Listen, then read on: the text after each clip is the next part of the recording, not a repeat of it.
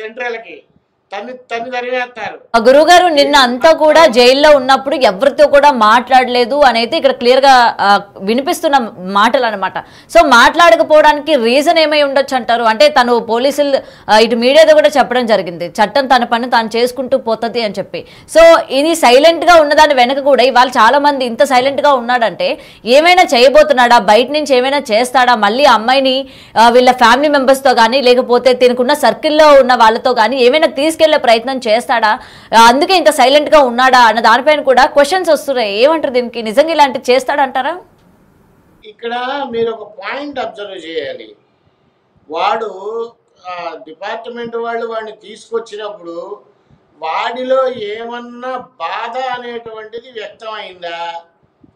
అవలా వాడిలో నేను జైలుకి వెళ్తున్నాను అనేటువంటి షై ఏమన్నా ఫీలింగ్ ఇచ్చాడా?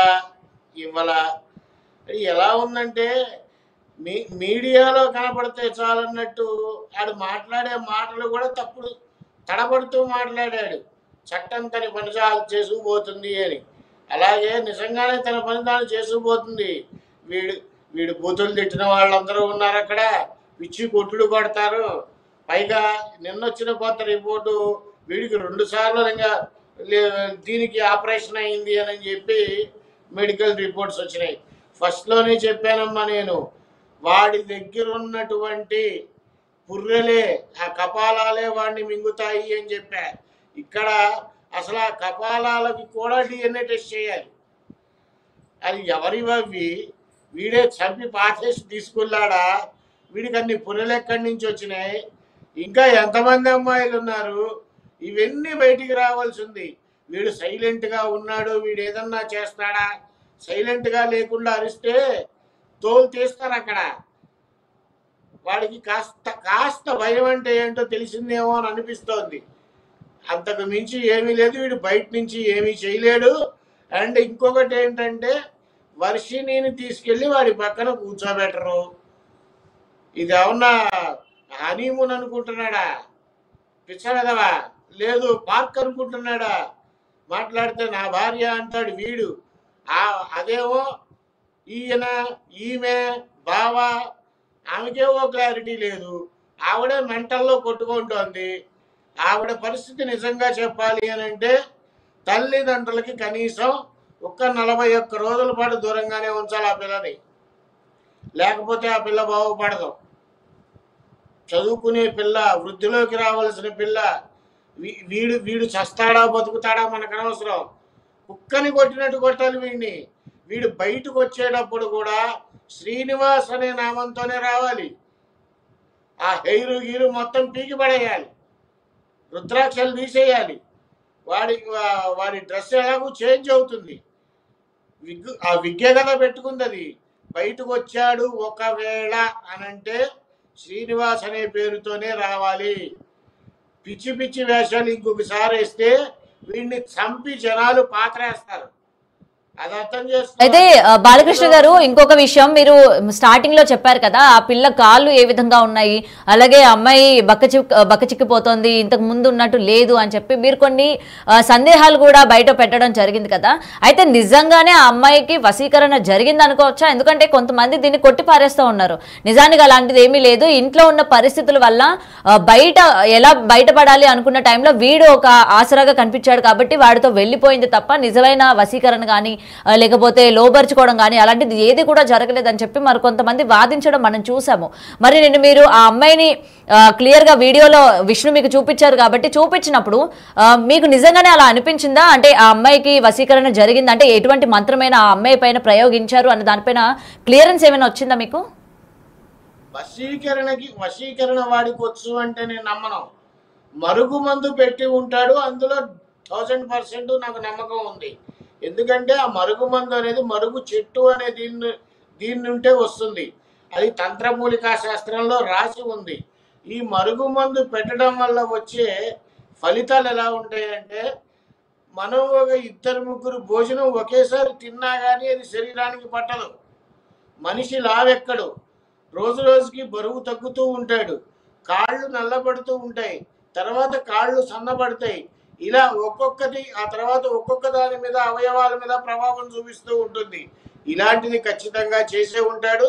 ఇంకా దానివల్ల ఉపయోగం ఏంటంటే వాడు పెట్టడం వల్ల వాడు ఆ అమ్మాయి ఎవరు చెప్పినా విందు, తల్లిదండ్రులు చెప్పినా విందు, రిహాబిటేషన్ వాళ్ళు చెప్పినా విందు, పోలీసులు కౌన్సిలింగ్ ఇచ్చినా విందు, 100 మంది సైక్రియాట్రిస్టులు కూర్చుని ఈ కౌన్సిలింగ్ ఇచ్చినా విందు, ఎవరైతే వాడికి పెట్టారో వాళ్ళు కుటుంబం మీదే ఆ అమ్మాయి వ్యామోహం ఉంటూ ఉంటుంది.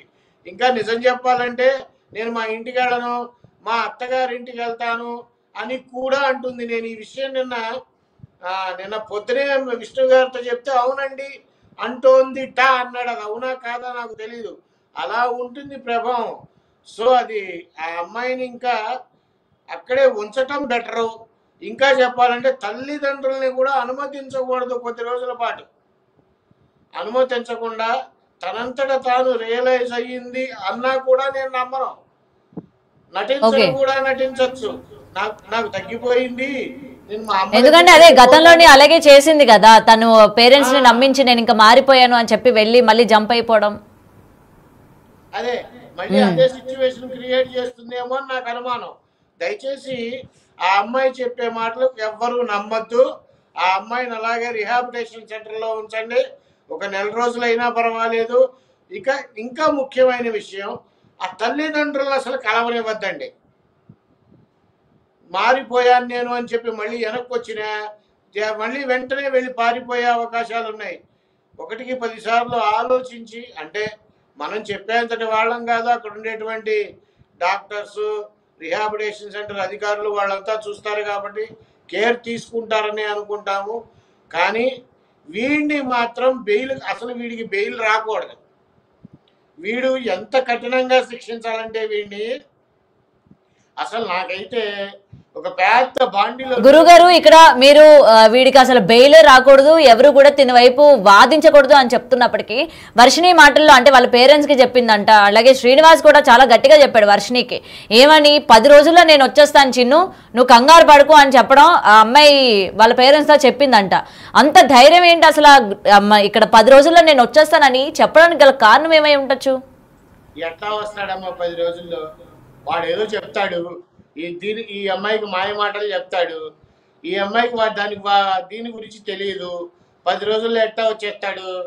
ఇవన్నీ ఉత్త పిచ్చి మాటలు. వీడు కామ్గా కూర్చున్నాడు సెల్లులో, వీడు యోగాలు చేస్తున్నాడు, ఇవన్నీ నేను నమ్మను అసలు.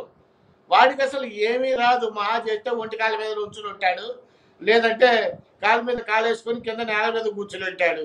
అది ధ్యానం అని వీళ్ళు అనుకుంటున్నారు. నేను ఇంకోటి కొత్తది విన్నా, అది కరెక్టో కాదో తెలీదు, జైల్లో వీడిని కొట్టారని కూడా విన్నా. జైల్లో శ్రీనివాసుని కొట్టారు అని విన్నా, సాటి ఖైదీలే. ఓకే, అది ఎంతవరకు నిజమో అబద్ధం అనేటువంటిది తెలియదు, కానీ నాకు వినడానికైతే విన్నాను. బట్ అది నిజమా కాదా అనేటువంటిది తెలీదు. అసలు వీడిని పూర్తిగా వీడి దగ్గర ఉన్నటువంటి 6-7 ఫోన్లు ఉన్నాయి వీడికి. ఆ ఫోన్లన్నీ తీసుకొని ఎంక్వైరీ చేయాలి.